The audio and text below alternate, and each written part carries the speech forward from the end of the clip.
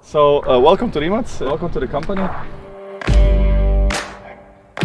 Put flicks on it and the track pack, you do Formula 1 lap time. It's your Nico Rosberg, maybe for somebody else.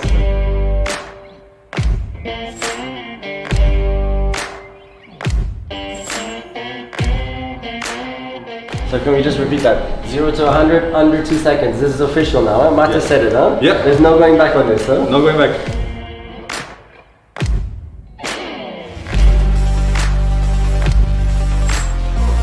We wanted the car not just to be like a race car, but really comfortable and usable. So it has this big door opening.